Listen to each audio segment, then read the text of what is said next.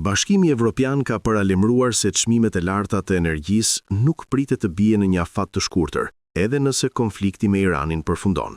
Sipas zyrtarëve evropian, tensionet në furnizimin me karburant dhe kufizimet në tregjet globale do të vazhdojnë të mbajnë presion mbi çmimet, ndërkohë që po përgatiten masa për të lehtësuar barrën mbi familjet dhe bizneset. Komisioneri Evropian për Energjinë, Dan Jorgensen, theksoi se megjithse aktualisht nuk ka mungesa të menjëhershme të naftës dhe gazit në BE, tregjet mbeten të tensionuara, veçanërisht për karburantet dhe gazin natyror. Kjo situatë po ndikon drejt për drejt në rritjen e çmimeve të energjisë elektrike. Ai nënvizoi se edhe në rast të një përfundimi të shpejtë të konfliktit, rikthimi në stabilitetin e mëparshëm nuk do të jetë i menjëhershëm. Pas një takimi të ministrave të energjisë, Jorgensen deklaroi se normalizimi i situatës do të kërkojë kohë. Ndërkohë, Komisioni Evropian po harton një paket masash për të ndihmuar konsumatorët dhe bizneset të përballojnë kostot në rritje.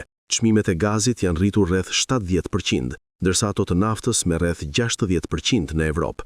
Gjithashtu shpenzimet për importin e lëndëve djegëse fosile janë shtuar me 14 miliard euro që nga fillimi i krizës. Zyrtarët evropian theksojnë rëndësinë e koordinimit mes vendeve anëtare për të shmangur vendime të fragmentuara që mund të destabilizojnë tregun. Paketa e re pritet përfshijë masa si ndarja e çmimit të gazit nga i energjisë elektrike dhe mundësi për uljen e taksave mbi energjinë. Po ashtu mbetet e hapur mundësia e vendosjes së një takse të përkohshme mbi fitimet e jashtëzakonshme të kompanive energjetike, nëse situata e tregut e kërkon këtë. Komisioni synon gjithashtu të zgjerojë mbështetjen financiare për shtresat më të prekura dhe sektorët që po përballen me vështirësi të mëdha, duke bërë këtë ndihmë më të aksesueshme për vendet anëtare. Në të njëjtën kohë, vendet e BE-s inkurajohen të ndjekin masa kursimi energjie, si puna nga shtëpia, përdorimi më i madh i transportit publik dhe reduktimi i shpejtësisë në rrugë. BE-ja mbetet e vendosur të reduktojë varësinë nga gazi rus, i cila tashmë ka rënë ndjeshëm, dhe synon të shkojë drejt zeros